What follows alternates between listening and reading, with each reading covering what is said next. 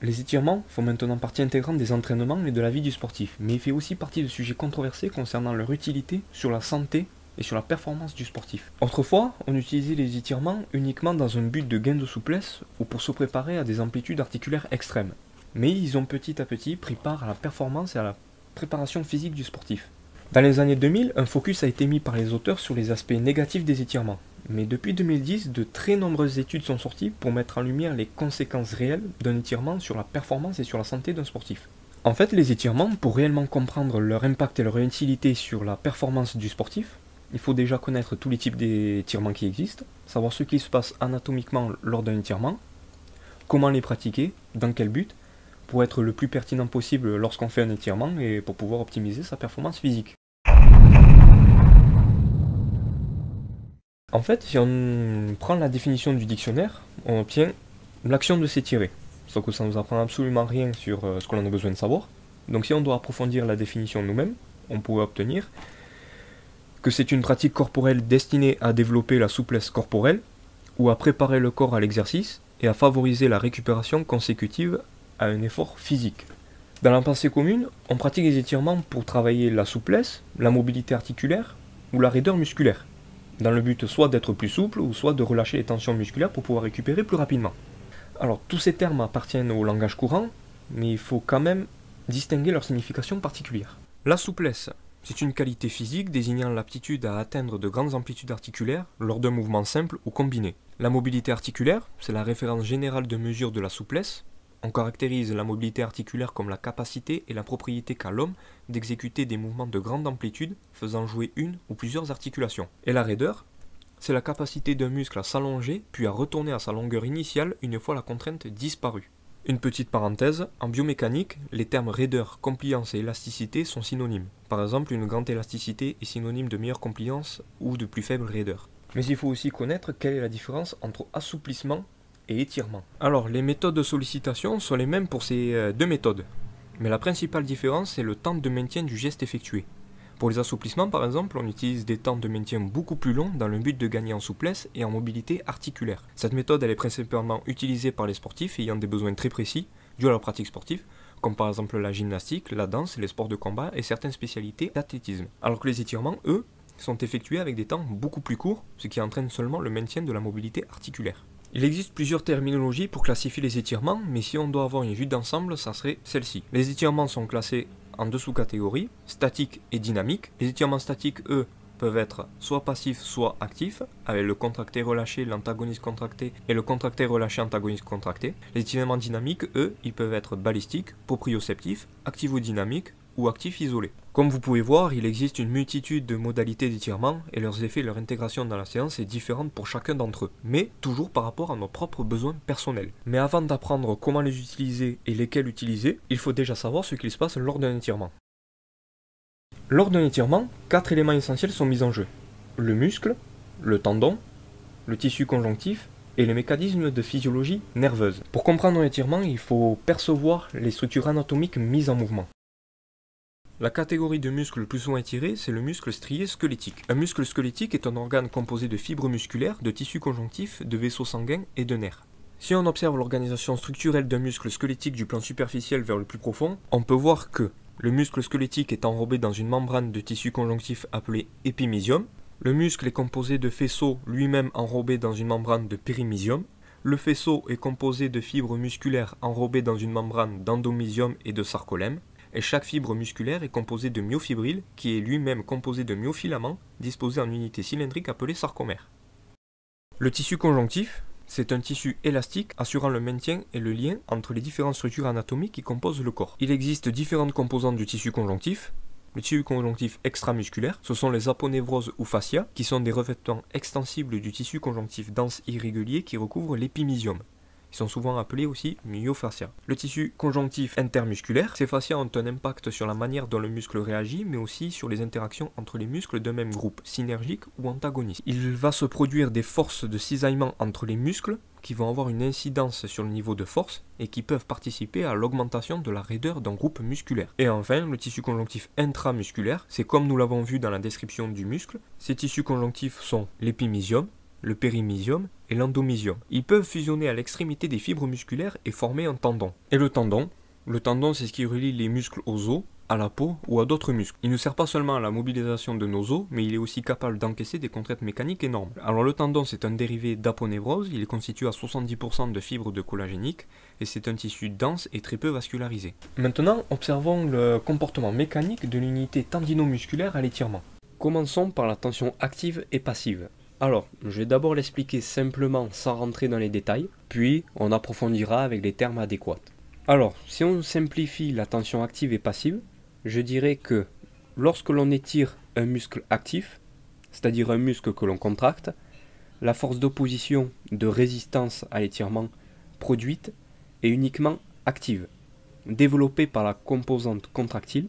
Souvenez-vous un peu de l'anatomie du muscle qu'on a vu précédemment, qui est le sarcomère. Mais lorsque le muscle s'allonge, le sarcomère s'allonge donc aussi. Et au-delà de cette longueur optimale qui correspond en moyenne au muscle au repos, la tension active diminue, tandis que la tension passive augmente. Et la somme de ces deux tensions donne la tension totale. Cette tension totale, au final, nous indique qu'un étirement du muscle contracté, appelé aussi contraction excentrique, produit une force et un travail plus important qu'une contraction concentrique, mais plus délétère pour l'intégrité des fibres musculaires. Maintenant, si on approfondit, on dirait que c'est un modèle de relation force-longueur. La force produite est la somme de la force active, développée par la composante contractile, et de la force passive, qui est développée par l'étirement des structures élastiques. La force produite par la composante contractile dépend de la longueur musculaire et plus particulièrement du niveau de recouvrement des filaments d'actine et de myosine. Et ce n'est qu'au-delà de la longueur optimale du sarcomère que les structures élastiques développent un niveau de force passive. La force totale du système musculo-tendineux, c'est alors la somme des forces développées par les composantes contractiles et élastiques. Par contre, en dessous de la longueur optimale, seule la composante contractile permet de produire une force, tandis qu'au-delà de cette longueur, la force est développée à la fois par la composante contractile et les structures élastiques. Il faut aussi noter également que la force passive augmente exponentiellement, traduisant une participation croissante des structures élastiques, contrairement à la force active qui diminue progressivement. Alors, différentes structures peuvent être impliquées dans la production de force passive en résistance à l'étirement. Lorsque l'étirement devient important, la force passive serait principalement produite par les tissus conjonctifs, et c'est le périmysium qui contribuerait principalement à cette résistance passive, est particulièrement proche des amplitudes articulaires maximales. Sous la contrainte de l'étirement passif, ces différentes enveloppes musculaires subissent une déformation mécanique et un réalignement des fibres de collagène. On vient de voir la tension active et passive d'un muscle actif. Maintenant, si on regarde la mise en tension du muscle passif, eh bien on constate que la résistance à l'allongement est en grande partie due à la résistance de la titine, couplée avec les fascias et les tendons. La charge de travail va se concentrer sur le tissu conjonctif, car l'étirement va rapidement diminuer la viscosité du tendon, sans changer son élasticité. Observons les propriétés viscoélastiques de l'étirement de l'unité tendinomusculaire. Si l'on identifie les phases d'une mise en tension d'un muscle, on observe plusieurs phases. La première, c'est la phase de mise sous tension. La seconde phase, une diminution importante de la résistance à l'allongement. Et la dernière phase, un maintien de la tension pendant une trentaine de secondes ou un maintien de l'angle au seuil de douleur tolérable. Pendant l'étirement de l'unité tendinomusculaire, on observe que la résistance à l'allongement n'est pas linéaire, mais curvilinéaire. Alors, c'est lié au fait que l'unité tendinomusculaire est composée de différents tissus, contractiles et élastiques, et que ces tissus interagissent pour donner ce résultat, mais aussi que le muscle est composé d'un matériau solide et d'un matériau liquide. Le comportement du muscle n'est alors pas élastique, soit linéaire, mais viscoélastique, ou curvilinéaire. De plus, si l'on impose une tension à un tissu et qu'on la supprime, un autre phénomène se produit que l'on appelle l'hystérésis. C'est un phénomène de déperdition d'énergie par déformation et production de chaleur. Ce mécanisme dépend des contraintes mécaniques que le muscle a subies juste avant, mais aussi de l'amplitude de l'étirement. Et si on observe le schéma, on voit qu'il est plus facile d'allonger le muscle au 10e plutôt qu'au premier étirement.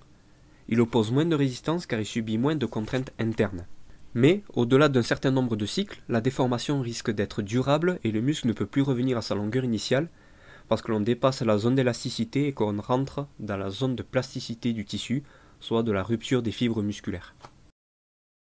Maintenant, on va détailler les mécanismes neurophysiologiques qui se déroulent lors d'un étirement. Un étirement peut également induire des modulations d'ordre neurophysiologique. mais les mécanismes impliqués diffèrent selon le type d'étirement utilisé, mais on peut déjà lister les principaux. Mais avant de les lister, il faut savoir qu'un réflexe, ce n'est pas quelque chose de figé.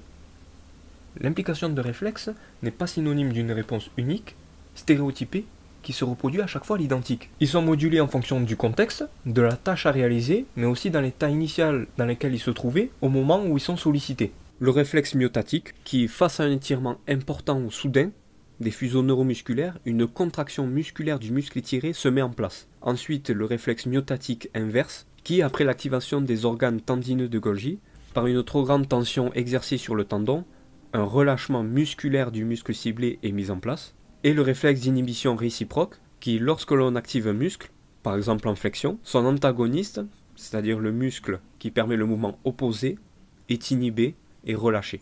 Lors d'un étirement, la diminution de la résistance à l'allongement pour expliquer nos progrès sont mises en avant. Mais en observant l'étude de Magnusson, on constate qu'après un programme d'étirement sur une seule jambe, la raideur musculaire sur les deux jambes reste la même, mais que le seuil de douleur reculait avec l'entraînement. C'est une hypothèse évoquée par d'autres études, comme celle de Albetsma, qui conclut que les exercices d'étirement ne rendent pas les ischio-jambés courts plus longs ou moins raides, mais influencent seulement la tolérance à l'étirement. Mais avec tout ce que l'on a vu précédemment, on peut voir que cette hypothèse ne peut pas être la seule explication. Et plusieurs autres études ont démontré elles aussi que les étirements avaient des effets pas seulement nerveux, mais aussi mécaniques, voire même les deux à la fois. Mais malheureusement, aucune réponse n'est encore définitive. Je vous remercie d'avoir regardé cette vidéo, et si jamais elle vous a plu, n'hésitez pas à vous abonner à la chaîne, à mettre un pouce bleu, et à vous abonner surtout aussi aux réseaux sociaux, comme Instagram, Twitter, Twitch. J'espère que cette vidéo vous aura plu, et je vous dis à la semaine prochaine pour une autre vidéo.